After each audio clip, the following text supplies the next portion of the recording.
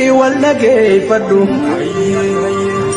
دفيا بوخونو غوري غرا فدو لين تدلوني لوركو يا بوخونو يا ربي دوركي مالي ورمو وراني لوركو يا بوخونو يا هيري دوركي مالي معلوم ما سبقوتي قوتما ورمو داديني نوني بيتي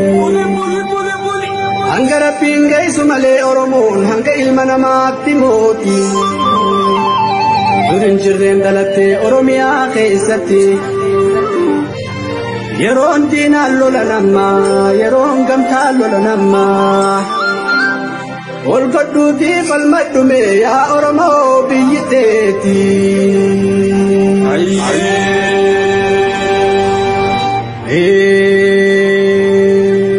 Biya biya ya mani aboguno lagalaga ya mani gara gara ya mani aboguno mukha mukha ya mani Pera tus gababatus ya aboguno ilma sabuma ya mani Anafu biyatenya badatu oromia Andurasi finfinne irra egale makafa lamni oromoti ya mukabani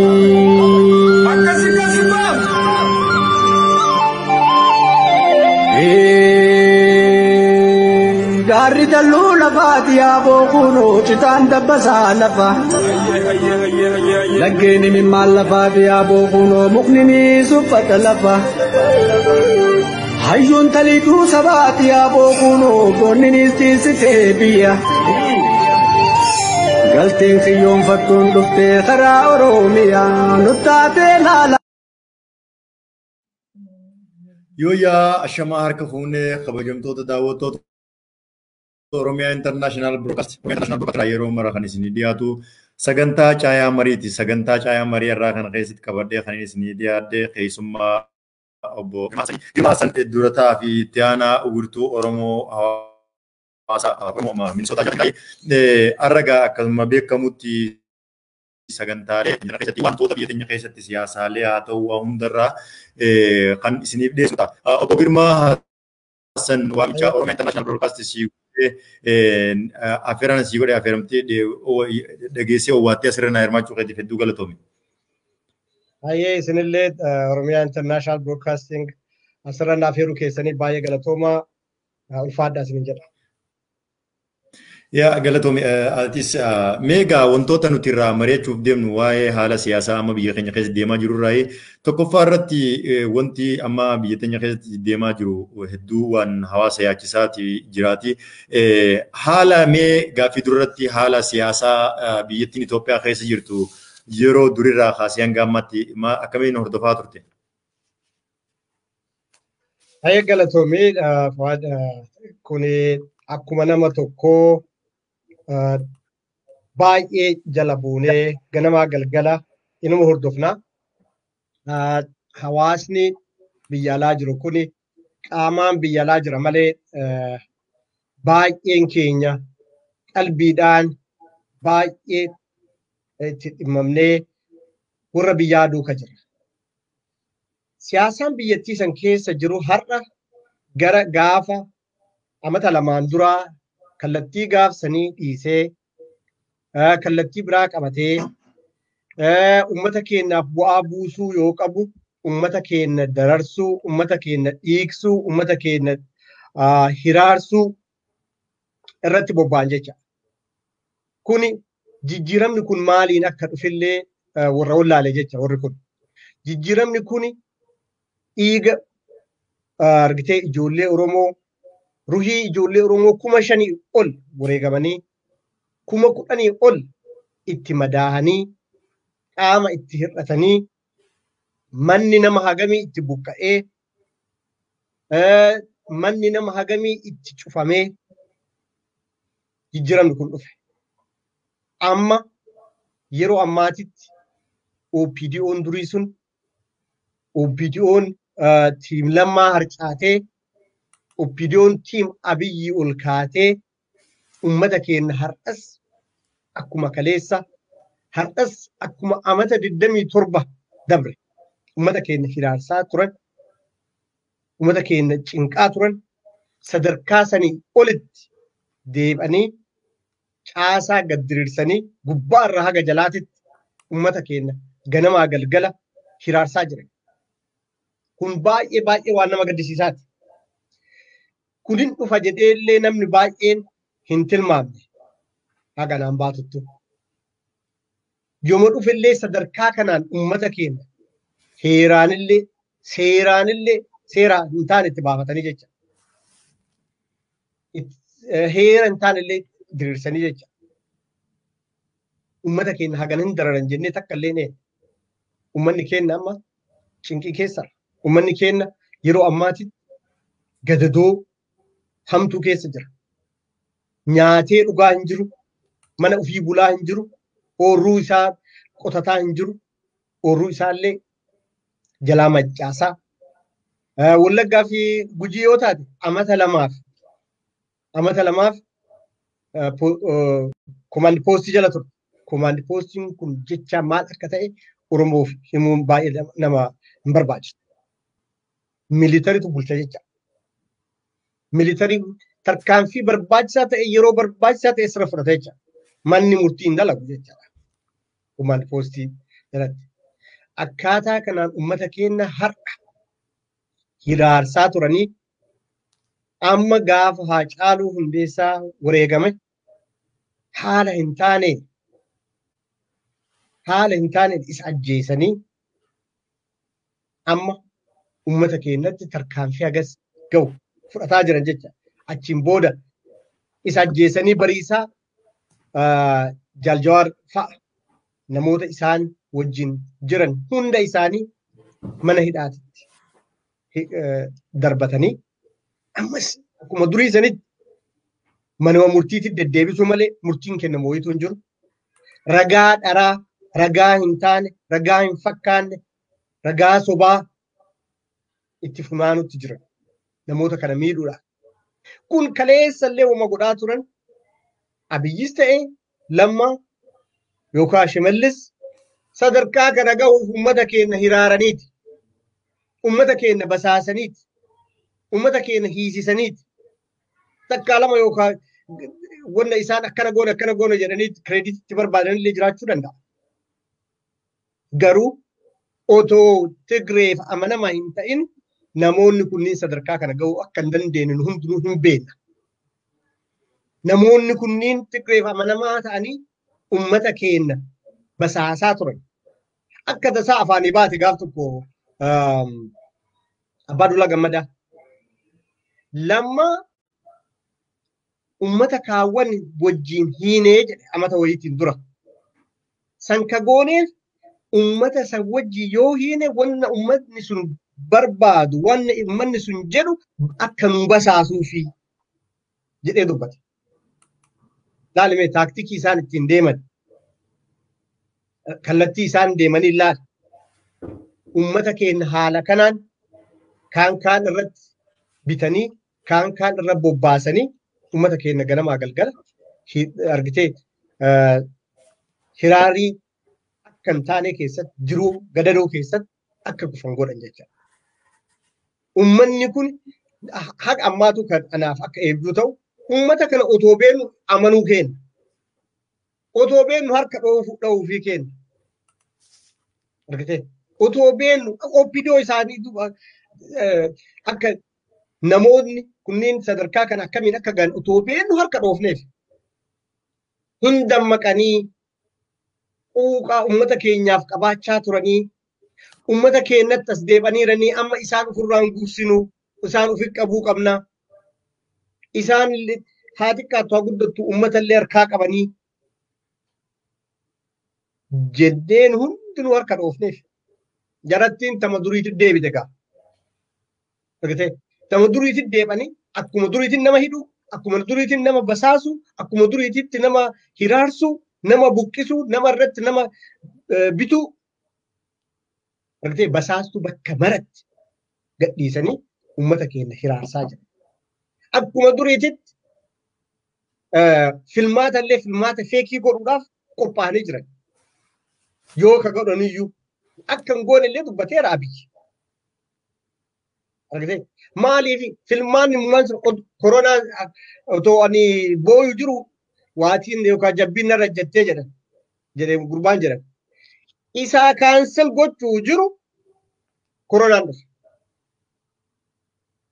akka hangaa seeptembara dabre biyya jira okay filmaanni kun akka hin taane natti mul'ate maaliif jedhi na gaafadhu ummanni biyya keessa jiru sodaa akkamii keessa akka jiraatu hubadhe warri political party adda addaa hundi caccabanii jiran this is early October dabre be kaasii galan hunda warra shanii illee irraa cinaa fudhateera nama garii makiinaa bitanii jiranii makiinaa kennaniif jiran manatti kennanii damoozatti godhanii jiran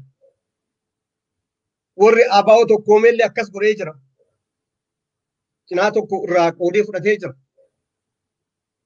kan biraa ammootu iddoo hundatti warra opposition groupii jiru jecha political party jiru waajira isaanii cufuu miseensa isaanii hidhuu hoogganaa isaanii yoo barbaadan ajjeesuu gaafa akkana jiraatan akkamiin filmaata akkamii eeddaa time argite karaa pre condition isaan cabsanii akka hin jirre godhanii filmaan illee akka hin taane godhanii waa hunda qopheeffataniira kanaaf filmaanni sunuyyuu otoma koronaanuu hin jirreeti filmaata ta'uu miti hin ta'uu hin danda'u akka hin taane godhaniira political party caccabsaniiran miseensa isaanii hidhaa jiran garii ajjeesaa jiran akkamiin darree akkamiin dorgomuu danda'an namoonni kunneen jarri tarsiimoon ittiin deemaa turan tarsiimoo gaafa mallasaan jiruuti ka isaasiitiyyuu miti kanaaf OPDO'n isaan ODP balsaqinnaa uumama ofiinaa jedhanii akka OPDO'ti isaan beeka OPDO illee OPDO durii shamtuu gantuu ka ummata keenya dhiiga xuuxxe ammas xuuxuudhaaf itti qophoofte kanneenitu jira amma kuni ummanni didee ni jira ummanni xireeffatee ni jira ummanni isaan hin fedhe akka ummanni isaan hin feene illee hin beekan akka filmaata keessa illee otoo Jawaar Faati seenanii akka OPDO'n akka injifanne hin beekti yoo xiqqaate Oromiyaa keessatti injifatu OPDO'n kanaaf tarkaanfii purposely akka naannoo keenya allaalam jedhan purposely Haacaaluu ajjeesanii achiin booda ammootu maal goona Haacaaluuf yoo hoyyeen dhufe namoota akka jiru hidha guurraa karoorfatanii jiran duruu akkasumatti fakkaata. Asirratti waa galatoomii waa bal'iftee nu haaftee waa amma fakkeenyaaf biyyattii Itoophiyaa san keessatti mootummaa dhufaa dabraa keessatti haalli nageenya lammiilee sabaa sablammoota biyya sanii hedduu yaachisaadha. Maaliif jennaan gaafa mootummaa dabraniitis kaanni ajjeefama kaanni hidhama kaanni doorsifama kaan bakka iddoo jireenya isaatirraa buqqeetii biyyumatti dhalatee itti guddate keessatti baqattoota jaamee maqaan itti moggaafama. Mee waa'ee nageenya mootummaan amma jiru kana hedduu yeroo agarru namni du'aa jiruuf namni hidhaa jiru waan galmaa'ee qalamaan galmaa'ee dhumuu miti. Haalli nageenya biyya sanii mee boriif sabaa sablammoonni biyya san keessa jiran lammiileen maal abdatanii jiraatu jettee yaadda? Gaafii gaariidha. Nagaa argachuu fi ati nama nagaa ta'uu qabda. Dimokiraasii gaafachuu fi ati nama dimokiraasiif argitee nama biraatiif illee dimokiraasii kennuu qabda. Deebita mootu ummata kan kee bulchiinsa gaarii akka qabaatu hoo barbaadde ummata san wajjin jiruuf jireenya kan kee godhuu qabda. Amma hoolaalle warri OPDO ummata keenya akka diina isaaniititti. Deebi ammootu qabeenya ummanni keenya qabu ammootu akka qabeenya ofiititti fudhataniira. Kuni nagaa wayituu isaaniif hin kennu. Ummata otoo nagaan kennin nagaa argannaa jedhaniiti barcumaarra taa'uu hin danda'an. Kanaaf ammallee taanaan OPDO'n akkuma duriititti nagaa ummata keenya hoggitee nagaa booressitee ofii jiraachuu barbaaddi. Gara biraatiin hoo ummanni keenya maali jira har'a? Ummanni keenya rasaasa afoo dhaabateera. Uummanni keenya qotachuu hin dandeenye. Uummanni keenya bocachuu hin dandeenye. Uummanni keenya nagadachuu hin dandeenye. Uummanni keenya nama isaa kan jarri ajjeeftee iyyuu awwaalachuu hin dandeenye. Salphinni kanaa ol namarra gahu wayitu hin jiru. Nageenyi badiinsa nageenya kan ittiin mirkaneessu ati nama kan kee nama sirraa ga'e tokko seeraan awwaalachuu dadhabde. Bakka awwaalaatitti uummata keenya fixaaran. Akkuma beektu. Bakka isaan masgiida yookaan mootu bakka mana waaqaa itti waaqeffatanitti dhaqanii uummata keenya ajjeesaa jiran. Akkamiin nagaa argatarree isaan? Nagaa uummata dhooggaa. Nagaa uummata irraa fudhataa. Mirga uummanni qabu karaa rabbiitiin illee karaa namaatiin illee mirga isaa kan tuqamuu hin qabne tuqaa jiran jecha mootummaan kun. Mootummaan kun mootummaa akkuma duratti siin jedhe mootummaa gantuu mootummaa argitee uummata keenya miidhuudhaaf qofa kan dhaabbate waan ta'eef nagaan argatu uummanni keenyallee nagaa fi argatuudhaaf halkanii guyyaa dalaguma qaba. Halkanii guyyaa hojjechuu qaba. Halkanii guyyaa tarsiimoo baafatanii tarsiimoodhaan diina kana ofirraa faccisuu qaba. Isanii hiriira qofaan illee hin ta'u. Hiriirri yoo taate tarsiimoodhaan. Hadha yoo hiriira baane galii maal arganne jedhee gulaalee laaluu qaba. Borullee hiriira baanullee bakka takka illee yoo taate achi keessaa maal arganne bu'aa maal arganne hadhaaf bu'aan sun akka hadhaati moo ka buruun ta'a. Hojjaan baafnee gilgaallee laallee tarsiimoodhaan deemuu qaba. Nagaa argachuuf uummanni keenya jecha. Gara biraatiin ammootu uummanni keenya uummata biraa firoomfachuu danda'uu qaba. Uummata Somaalee firoomfachuu qabna. Uummata Amaaraa firoomfachuu qabna. Uummata Guraagee firoomfachuu qabna. Namni mammaaka tokkotu jira naannoo dhaladhee guddate kan jiru. Mixiinillee sittiin dhayinii kan jiran jira. Nama dhalaata hoo taate nama xiqqaallee argitee homaa nan goru jettee hin tuffatin jechuudha. Hiikaan isaa. Kanaafuu nama keessa jiru ufitti qabnee ufitti firoomfachuu qabna. Ufitti ammootu hamilee toruu qabna. Sodaa keessaa baasuu qabna. Gaafa sodaate namoonni waan xiqqaan nu keessa jirullee nu miidhuu danda'a. Yoo xiqqaate nu basaasuu danda'a. Kanaafuu tarsiimoodhaan deemuun qajeelfama walii dhagahuun wal jala yaa'uun dirqama jecha yerootu gaafata jecha. Waan yeroon gaafatu kana halkanii guyyaa argatee irratti hojjechuu qabna. Jaarsi ijoollee dhagahuu qaba. Ijoolleen manguddoo dhagahuu qabdi. Abbootii amantii yookaan mootu hayyoota amantii dhagahuu qabna. Qajeelfama isaan irraa fudhachuu qabna. Beekota keenya warra adda addaa beekumsa adda addaa qaban qajeelfama isaanii fudhachuu qabna. Waan barataniif qaban waan argitee rabbuu waan isaan nu afoo dhaabeeftu jiraatu. Abbootii amantii illee yoo taate. Liidarshiippii qajeelaa baafachuu kan danda'amu gandarraa ol kaafnee yeroo hunda irra hojjechuu qabna. Wal dhagahuu qabna. Jaarsaaf jaartiin illee yookaan mootu qe'ee keessatti yoo wal dhageenye yoo taate sadarkaa biyyaatiin wal dhagahuun baay'ee nama rakkisa jechuudha. Namni qe'ee keessa wal dhagahuun baay'ee barbaachisaadha. Iddirii keessatti wal dhagahuun baay'ee barbaachisaadha. Bakka masgiidaatiin wal dhagahuun wal jala deemuun baay'ee barbaachisaadha. Bakka charchiitti namni keenya wal jala deemuu wal dhagahuun quba wal qabaachuun baay'ee barbaachisaadha. Yookaaniif hin kufna. Yookaaniif argitee halagaan kan taanetti nu argata. Kana godhuudhaaf namni hundinuu wal caqasuu miiraan deemuullee dhiisuu qabna. Gizee hunda miiraan yoo deemne argitee wanna bakka gahuu qabu gahuu dadhabna. Miiraan deemuu irraa of qusachuu qabna. Ganamaa galgala tasgabbiidhaan karooraan yoo deemne jara kana injifachuu dandeenya. Uummanni keenya ammootu abdii kutachuu hin qabu.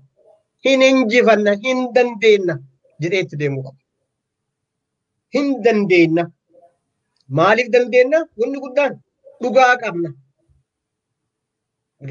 dhugaa qabna, humna qabna kan jedhu itti mul'isuu qaba.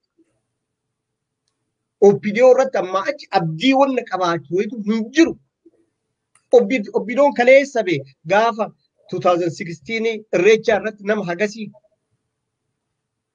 nama 800 ta'u fixanii nama hagam madeessanii kan turan warruma kanatu bobbaasaa bara. Warruma kanatu godhe namoonni sunniin akkasii uummata keenya fixan seeraaf nu kaleessanii hin jiru. Achi asuu yakkaa meeqatu uumame seeraaf namni kala haara hin jiru. Kuni jechuun mootummaa uummataa otoo hin taane mootummaa gita bittaati. Wanna amma argitee akka faranjii jettu tokko for the sake of taak yookaan haasa'uma haa ta'uudhaaf mootummaa jenna malee mootummaa jechuun mootummaa uummata filate. Uummanni filate. Jara tana uummanni keenya filateera. Warra dheengadda bee ija sooqiddaan haqatanii dhibba keessaa dhibba injifannee jirra. Warra jedhee nuun lallabee bee labsatee bee namoota biraatii miti. Mootummaa jechuu hin dandeenyu akkasitti. Biyya dimokiraatawaa taate tokko keessatti dhibba keessaa dhibba kan injifate wanna paartii wayitu hin jiru. Paartii Itoophiyaa malee. Kun paartii gita bittaati. Paartii dikteetarshiippiiti. Amma immoo garam deemaa jirra. Namoota tokkotu keessaa ol bahaa jira. Akka moonaarkii uf godhaa jira jecha. Qajeelfamni ajjeechaan illee hidhaan illee qajeelfamni kan kennu nama tokko. Sunis Abiy Ahmed. Argitee amma kuni akkanatti biyyiti biyyan taatu. Filmaata yoo kan barbaanne inni karaa eebjuudhaan haati isaa timtee jirti nugusuma ta'uu barbaada. Argitee kuni hin ta'u. Akka hin taane uummanni keenya afoo dhaabatee jira. Waan afoo dhaabate kana itti cichuu qaba, itti fufuu qaba. Nu warri biyya alaa ammootu deeggarsa malee homaa waan isaanii goon guddaan wayitu hin jiru. Amma bal'istee nuqaas hedduu galatoomii dhimmoota hedduu amma waa'ee ajandaa uummata Oromootiif ta'ee jirutu jira. Fakkeenyaaf Oromiyaan kutaan addaan hin qoodamtu, amantiin addaan hin qoodamtu. Kanuma ammaas mootummaan ni dabran umrii godhatanii warroonni gartee kutaadhaan addaan qoodanii Harariitu kana jechuu jira jedhanii Shawaa garaa madeessuu, Jimmaatu kana jedhanii Wallaga garaa madeessuu jedhanii umrii dheereffachaa ture. Ammas kiristaanaa fi pirootestaantii musliima jedhanii addaan qoodanii uummata Oromoo amantii walitti buusanii umrii dheereffachuutu yeroo dheertuu kan mootummaan godhaa jiru agarra. Dhiyeenya kanas kan ta'e kanuma. Asaasatti baddeessatti imaamoota masjiidaatiitu rasaasa mootummaa kanaatiin ajjeefame. Fakkeenyaaf waan nama sookanneessu qabrii irratti mucaa daa'ima waggaa 10 kan waraanni ajjeese dhiiga mucaa kanaa rabbi baasuuf sheektichi ajjeefame fa'aa jira. Mee dhimmoota kanaa wajji wal qabsiistee waa'ee amantaa fi kutaa wal qooduu kana akkamiin ilaalta? Jarri kun kaartaa dhumaattiin taphataaran ka amantaa. Takka akkas ilaala. Lammaffaa immoo amantaadhaan wal fooyyuu wal wanna godhuu kana akka dhufuu jiru akka wanni kun dhufaa jiru Abiy dubbatee jira jechaadha asin dura. Yeroo dheeraan yoo xiqqaate attiin baatii 4 dura dubbate wanna kana. Eke heega ama mootummaa jenne ammallee kan mootummaa jedhuufaan akka mootummaatti fudhadhu akka mootummaa jennuuf haasayaa akka nu toluuf malee kun mootummaa miti. Garee abbaa irreeti. Kanaaf garee abbaa irree kana heega biyya bulchaa jiraadha jedhe itti gaafatamummaa qaba. Wanta akkanaa kana hoo dhagaye information akkanaa hoo dhagaye akka balaan kun hin uumamne maal godhe mootummaan kun? Ittisuuf maal godhe? Nutti hime rakkinni akkanaa hin dhufaa. Amantaan namni walitti bobbaayaa. Kana ittisuuf maal godhe itti gaafatamummaa qabaa bee. Fail jecha achitti.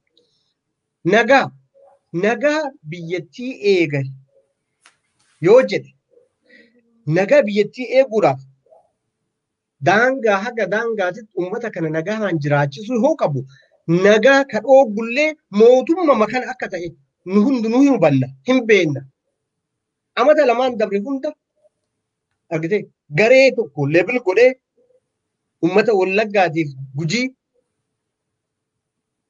waan hin taane keessa galchee beelaaf saaxilee amma beelatu jira naannoo san keessa. Hiyyummaaf saaxilee ka jedhe mootummaa kana. Uummanni keenya ispeeshaalii naannoo Wallaggaa naannoo beela'ee hin beekne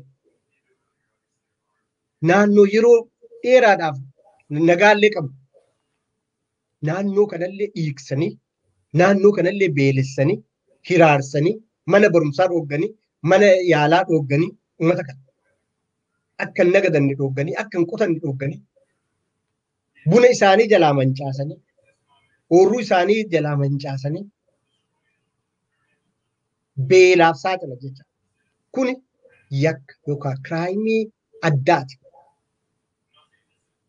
Kana ofirraa faccisuuf uummanni keenya ammallee qabsaa'uu qaba. Filmaata wayituu hin qabu. Ka sheekota lamaa iddoo lamaa Oromiyaatti ajjeesan kun xiyyeeffatanii waan dhufaniif. Xiyyeeffatanii amantii Islaamaa irratti bobba'aa jiran jedhee yaada. Akka naannoo kiyyaatitti nama warra masjiida ijaaratu namni kiristaanaa dhaqee yoo gargaaruu beekaa ija tiyyaan arge. Warri charchii yoo ijaaratu warri Islaamaa ka gargaaru arge ija tiyyaan arge. Kuni otoo jiru aadaa akkanaa otoo qabnu seenaa akkanaa otoo qabnu hadha namni keenya amantiidhaan walitti bobba'aa ka jedhu ergaa biraati malee ummanni amantiidhaan waan walitti bobba'uuf hin qabu. Ummanni keenya hin beeka. Amantiin wajjanuun fooyuu nuti tokko Oromummaatu waliin nu deebisaa jedhanii amana ummanni keenya. Kanaafuu kuni olola diinaati. Kuni gocha diinaati. Opidiyoon argitee diina jalatti qaraate diina jalaan waa baratan haalli itti hojjetanillee akka diinaati akka baratanii waa dalagan. Barumsi isaanii kana waan ta'eef homaa namallee hin dinqu. Garuu uummanni keenya dammaquu qaba. Uummanni keenya kan naannoo Islaamni itti baay'atutti charchii yoo jiraate charchii eeguu qaba. Naannoo kiristaanni itti baay'atutti masgiidni yoo jiraate masgiida san eeguu danda'uu qaba. Uummanni keenya dammaqee wal bira dhaabbachuu qaba. Nama rabbitu beeka. Nama jeenata galullee rabbitu beeka. Namni tokko masgiida tokko dhaqee masgiida namaa balleesseef jeenata hin galu. Charchii namaa yookaan balleesseef jeenata akka galu wayitu hin jiru. Itti gaafatama kan jedhu amanaani. Amantiin kumillee wanni akkanaa godhu kan jedhu hin jiru. Laakiin fa'a ruhii namaa baasuu. Ruhii namaa baaftee jeenata akkamii eeggattaati? Abdii akkamii qabda? Nama waliin dhalattee guddatte tokko ajjeesisiiftee yookaan ajjeeftee hamilee akkamiitiin jiraattan booda. Kanaafuu namni keenya dammaquu qaba. Namni keenya of beekuu qaba. Namni keenya ofitti deebi'uu qaba. Namni keenya namummatti deebi'uu qaba. Haala gaariidhaan walii tumsuu danda'uu qaba. Diinni kun inuma kufa. Opidiyoon inuma dabriti. Uummata kana walitti hafa. Uummata kana waliin jiraachuun baay'ee barbaachisa. Nu amma biyya alaa jirra. Biyya alaa kana keessatti wanni barbaachisaa ta'u nuu kennamee mirga guutuu qabaannee namatti hin buunu yoo namatti ka buunu taate seeraan nu gaafatan. Seeraan gaafatamne. Olaantummaan seera guddaadha. Anis seera hin cabsu. Kanaafuu akkanatti nagahaan nu jiraataa jirra biyya faranjii keessa. Meelaan otoo amma namni tokko ati gurraacha jedhee miidhaa addaan irra geesse. Maa akkamiin dhagahama laata? Namni keenyallee ganda warra Amaaraa keessa jira ati Oromoodha jedhee yookaan miidhaan addaan irra gahuu taate hagam nama hubalaata hagam nama hubalaata. Namni Amaaraallee Oromoo keessa ka jiru inni Amaara jedhamee yoo hubaatiin addaa irra ga'u hagam nama laalessa laata. Keessaan namni biyya alaa jiru hin hubanna wanna akkanaa kana. Kanaaf uummanni keenya jabaatee walii tumsuu qabaa, jabaatee wal bira dhaabbachuu qabaa, jabaatee wanna gaafatullee beekuu qaba. Akkuma duratti sii ibsuu yaaletti yoo dimokiraasii kafeetu taate atuu dimokiraataa ta'uu qabda. Nama dimokiraasii beeku ta'uu qabda. Yoo nagaa ka barbaaddu taate atuu nama nagaa ta'uu qabda. Yoo ammootu nama aadaa kan keetifachuu barbaadu yoo taate aadaa namaallee kabajuu danda'uu qabda. Yoo amantiin kan kee akka hin tuqamne ka barbaadu yoo taate amantii namaallee kabajuu qabda. Seenaa kan kee akkas jalaan badne yoo ka barbaadu yoo taate seenaa namaa kabajuu qabda. Kun baay'ee barbaachisaadha. Mirga kan kee hogga gaafattu yoo taate mirga namaa tuquu yookaan immoo mirga namaatti bu'uu irraa of qusachuu danda'uu qabda. Kanaaf uummanni keenya wanna akkanaa kana beekee tarsiimoodhaan odoo deemee successful taana jedhee yaada. Uummanni keenya baay'eedha. Baay'inni kun ammootu qabeenya. Yoo qabeenya kan kee ka baay'ate kana seeraan itti fayyadamne inni nu liabilityidha. Maal jecha liability jechaan afaan Oromootiin harkaa badde. Liability jechaan immoo yookaan immoo idaadha. Argitee namni baay'een yoo baay'atee hojiirra kan oole taate rakkoo guddaa keessa seena. Kana fakkaata obboleessa. Galatoome. Dhumarratti wanti dhiyeenya kana egaa qabsoon diddaa mootummaa kanaa eegalamte booda uummanni keenya hawaasni Oromoo jechuudha biyya keessaa fi biyya alaatti illee qabsoo hedduu godhaa ture. Dhiibbaa mootummaa kanarra godhaa ture bifa adda addaatiin bifa siyaasaa isaa gabbuusuun bifa maqaa duraan Noobel Piraayisiitti badhaafame san maqaa duraa haquu haysiisuutiin bifa mootummoonni biyyoota alaa kanneen akka Ameerikaa, Awurooppaa fi Eeshiyaa biyyoon adda addaa mootummaa keenya kana deeggarsaan karaa qabeenyaatiin haa ta'u yaadaan waa hedduudhaan bira dhaabbatanii turan duraan. Amma immoo sana haysiisuudhaaf hedduu uummanni keenya warraaqaa ture. Dhiyeenya kana akkuma beekamutti mootummaan Ameerikaa kanaan booda mootummaa Itoophiyaa cinaa dhaabbachuu dhaabnee jirra jettee turte. Mee kanaa wajji wal qabatee dhiibbaan siyaasaa karaa dinagdeetiin Itoophiyaa deemaa jiru maal fakkaata? Kuni wannuma godhamuu qabutu ta'uu qabutu ta'aa jira. Maaliif mootummaan kun mootummaa abbaa irree akka ta'e, mootummaan kun mootummaa gita bittaa akka ta'e har'aa miti kan dubbatamuu aanse. Namoonni tokko tokko haga jalqabe turee jira. Namoonni tokko tokko waan asiin dura House Resolution 128 ka jedhamutu jira.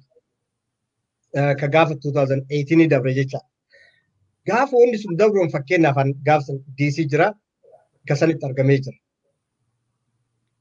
Gartee waan achi keessatti jirutu jira. Lakkoofsaan kataa'e takka lama sadii jedhamee. Wanni sun dalagame moo hojiirra oole moo hin oolle kan jedhu gaafatiinsa. Barbaachisaa ta'u kaleessaa fi turre. Mootummaa Ameerikaati jechaadha. Namni hedduu wanni kun gulaallee ilaallamuu qabaa mootummaan Ameerikaa wanta kana faana bu'uu qabaa ka jedhu iyyannoo yeroo adda addaatti galfachaa turreera jecha. Kuni wama ta'uu qabu. Amma fakkeenyaaf Amy Klobuchar jechuun naannoo Minisootaatitti nama waan argitee Ameerikaan Seenatara lama qabdi kutaadhaan. Namni lamaan sunniinuu hundinuu wanni Itoophiyaa keessa raawwatamaa jiru yakka guddaadha. Wanni Itoophiyaa keessa deemaa jiru rakkoo guddaadha. Dhala namaa irratti rakkina guddaa geessaa jiranii. Dimookiraasii illee itti hojjetaa hin jiranii. Qabeenya nu kenninuuf kanallee waan biraarra oolfataa jiranii. Jedhanii yeroo adda addaatitti argitee wanti kun waan itti himaa turreefi amma ejjennoo isaanii qajeelfama barbaachisaa ta'u akka godhamuuf Secretary of the State yookaan mootu barreessaa biyyattii sanaatitti ofiisa isaatti galfatamee jecha. Gara biraatiin ammoo warri Koongireessaa nama 100 keessaa nama 435 keessa namni 20 kallattii bu'uuraa wanna argitee ta'uu qabu. Mootummaan kun mootummaa gita bittaa waan ta'eef wanni kun gulaalamee laallamuu qabaa. Kana godhuudhaaf ammootu mootummaan Ameerikaa dhiibbaa barbaachisaa ta'u godhuu qabaa kan jedhu irratti hojjetanii dabarsaniira jecha barreessaa biyyattii kanaatiif. Kun baay'ee ejjennoo guddaa tarkaanfii guddaadha. Amma kun kan gaafa duraa ka 2018 walitti hidhamee jijjiirama guddaa fida jedhee yaada. Diinagdeellee irraa mura. Deebi ammootu political ally yookaan ammootu walitti dhufeenya isaanii yookaan Ameerikaa fi Itoophiyaa walitti dhufeensa amata 100 olii qabna kan jedhu kanallee akka gulaalanii ilaalan. Seenaa biyyattii san keessa jirullee akka sirriitti hubatan. Namni warri argitee Oromoo hin ta'in ilaalcha gita bittaa warri qaban kan Oromoo ta'anillee wanni yaadadhaa hin hubatin namni Oromoo akkuma durii tolee jedhee isaanis siyuuda bu'ee jiraatatti fakkaata. Kun tasumaan ta'u. Yeroon keessa dura yeroo akkasiitii miti. Jenereeshiniin illee jenereeshinii gaafa duraa sanii miti. Qeerroon waan gaafatan beekan, qeerroon akka itti gaafatan beekan, qeerroon akka itti dimaandi godhan beekan. Isaan wajjin yoo hojjenne, isaan wajjin yoo hariiroo gaarii hin qabaanne mootummaan kumillee biyyattii san keessa bulchuu hin danda'u. Qeerroon illee hoo uf qajeelchanii tarsiimoo gaarii qabaatanii jiruu jireenya isaanii argitee ka amata 5 booda ka amata 10 booda maal akka fakkaatu tilmaamanii itti deemuu qaban. Gara wanna gaafateetti deebi'e ammas Ameerikaan tarkaanfii gaarii fudhatteerti. Tarkaanfii fudhatte kun argitee biyyattii san keessatti diinagdee yookaan mootu shallaga dolaraallee baay'ee rakkina guddaarra uuma. Import gootee biyya jiraattu biyyattii san keessa wanni baay'een hin dalagamu wanna alaa galutu achi gurgurama. Kun rakkina guddaa biyyattii san irratti uumaa jecha. Gara biraatiin ammootu gara Chaayinaallee namni kennan hin jira. Gara naannoo Chaayinaallee dabarsanii namni argitee qabsoon kun garas illee tarkaanfatuu qaba. Gara Yurooppillee cimuu qaba. Warra Awustiraaliyaallee jabaachuu qaba. Afrikaa keessallee biyyoota adda addaa keessatti wanti kun itti fufuu qaba. Kun suufii qabna. Argitee economic impactiin yookaan mootu gurri dinagdee kun itti cimuu qaba. Yoo kun hin taane xiqqoo isii humna argachuu danda'a mootummaan kun. Mootummaan kun mootummaa hidda qabuullee miti. Mootummaa hidda hin qabne. Mootummaa jibbame. Mootummaa uummataan filamee miti. Kanaaf wanti godhamu hundinuu walirra buutee jijjiirama yookaan mootuu wanna barbaachisaa ta'u wanna uummanni keenya barbaadu hin godhaa garas nu deemsisaa jechuu qaba. Haa ta'uti uummanni keenya qophaa'uu qaba uuma hundaanuu. Gaafa mootummaan kunillee dabre maal ta'uu qaba? Maaltu uumama? Akkam taane? Liidarshiippiin keenya maal fakkaata? Hagam qophoofneerra? Diinagdeen hagam qophoofneerra? Kabraa dhiisi ilaalchaanuu hagam qophoofneerra? Argitee hamileen keenya argitee qajeelloodhaan deemuu danda'uu qaba. Nuti uummata keenya ka gorsinu Finfinneen dhiiga Oromootiin ijaaramte, dhiiga Oromootiin bulti, dhiiga Oromootiin oolti.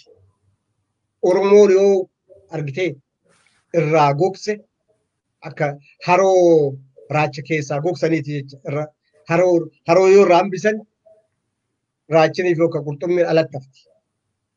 Akkasitti hafuu akka dandeettutti biyyattiin sun. Kanaaf uummanni keenya jabaatee halkanii guyyaa dalaguu qaba, halkanii guyyaa wal bira dhaabbachuu qaba, halkanii guyyaa wal faana wal duuka deemuu qaba, wal caqasuu qaba, obsa walii qabaachuu qaba jedhee amana. Dhumarratti obbo Girmaa amma sagantaa teenya gama xumuraarra geenye jirra. Mee wantoota hanga ammaatti dubbannee fi wantoota hin dubbannin keessaa kan inni si gaafadhee fi kan inni si hin gaafatin keessaa xumurratti yaadnii fi ergaan ati dabarsitoo jiraatte. Ergaan an dabarsu akkuma duratti dubbadhe argitee jenereeshiniin qubee jenereeshiniin kun waan keessa dabre qaba. Waa hedduu keessa dabree jira. Waa keessa ture. Argitee waa hedduutu mudatee ni jira. Barumsa gahaa yookaan argataan turre. Yookaan mootuu maatiin maanuu bu'uura waa hundaatu maatiidha. Maatiinuu qabsoorra waan tureef ijoollee kana seeraaf heeraan adabaan guddisuu irratti hagam hojjetanii jiran uf gamaggamuun barbaachisaadha. Manni barumsaa hin jiru. Mana barumsaa keessatti argitee ijoolleen tokko dhalattee guddatte tokko maatiitu seeraaf heeraan guddisa jechaadha. Lammaffaa mana barumsaatti waa hedduu baratan jechaadha. Sadaffaa hawaasa keessatti waa baratan. Afuraffaa ammootu mootummaa fi hawaasummaa keessatti yookaan mootu bulchiinsa naannoo keessatti waa hedduu baratan. Kun hundinuu dhabamaa yookaan xiqqaachaa deemee ture. Amata 15 dabre kana keessa. Kana maal godhuudha? Uf duuba deemanii waan danda'an gilgaalanii nama ofiillee sirreeffachuun barbaachisaadha. Gara biraatiin ammootu qabsoo akkuma dura jenne itti finiinsuudha. Kan biraa ammootu tarsiimoodhaan deemuudha. Aadaa ofiititti boonuudha. Aadaa ofii tiffachuudha. Manguddoo dhagahuudha. Beektota ofii dhagahuudha. Barsiisota dhagahuudha. Kanaaf kun baay'ee barbaachisaadha. Gara biraatiin immoo ijaarama yookaan mootu gurmaahuu qaba namni. Gurmaahuu kan qabu akkamitti? Qe'ee ofii irraa jalqabee wal gurmeessuu danda'uu qaba namni hundinuu. Anama naannoo dhufe qaba magaalaatti dhufe qaba. Magaalaa dodolaatti dhufe. Nama naannoo dodola gurmeessuu danda'uu qaba. Yookaan mootu isaan jala gurmaahuu danda'u qaba. Kun baay'ee barbaachisaadha. Kuna ta'uu maaliif gargaara? Namni hin taane si keessa seenee rakkinni akka sirra hin geessine kanaaf si gargaara jecha. Namni naannoo baddannoo akka bulchutti qabsaa'uu qaba. Namni naannoo Dirreedawaa akka bulchutti qabsaa'uu qaba. Kaadaamaa akka bulchu qabsaa'uu qaba. Bakka biraatii fuudhanii achi akka hin kenneef irratti hojjechuu qaba. Kana ammootu argitee ta'uu danda'u irratti hojjetaniiti. Nama isaan bulchu gilgaalaniiti yookaan guddifataniiti. Barsiifataniiti. Kun waan xiqqoo isinurraa hafetu jira. Wanni akkanaa kanarra jabaatu nurra jira. Nama kennaafillee kadhaan wanti guddaan maalidha? Tarsiimoodhaan adeemnu. Walaa caqasnu. Waloo quba walaa qabaannu. Wanna gaafannu haa beenyu. Eenyuun akka gaafannullee haa beenyu. Nuti guddaadha. Uummanni Oromoo kun nama biroo ofitti qabee hamilee itti horuu qaba. Sabaaf sablammii ofirraa faccisuu hin qabu. Sabaaf sablammii qofaa miti amma kan uummata keenya miidhaa jira. Uummatuma keenya miidhaa jira. Uummata keenyatu oorruu gadda warra baddannoo san kabeeku uummata naannoo saniiti. Ilmuma adeeraa keetiiti yookaan ka uummata san achi fidee ajjeesisa. Dodolatti illee yookaan ilmuma adeeraa kiyyaatti uummata fuudhee fidee diina kana uummata keenya fichisiisa. Kanaaf baay'ee kan barbaachisu uummanni keenya wal wajjin dhaabbachuu qaba. Uummata wajjin nama dhaabanne ammootu diinsuu qaba. Ati diinaa jedhee itti himuu danda'uu qaba. Yoo duute sin awwaallu, yoo jiraatte nu wajjin hin jiraattu. Okay? Cidha kan keen dhufnu jedhee itti himuu danda'uu qaba. Murtii akkasii jajjaboo fudhatuu qaba. Akka diinaatitti isa itti himuu guutumaan guututti dirqama barbaachisaadha. yeroon kun yeroo murteessaadha kanuma siin jedhan. Galatoomii Girmaa Hassan daawwattoota Oromiyaa International Broadcast sagantaan caayaa marii arraab isiniif qopheeffadhee argame kanuma hanga ammaatti isin biraan gahaa ture. Ani qopheessee isin biraan gahuudhaan kan isin waliin ture Khaliif Abdullaatii yeroo teessan aarsaa gootanii waan waliin turtaniif hedduu galatoomaa ulfaadhaa isiniin jenna. Sagantaa xinyattatti aantu waliin hanga walitti deebinutti nagaan nu turaa horaa bulaa.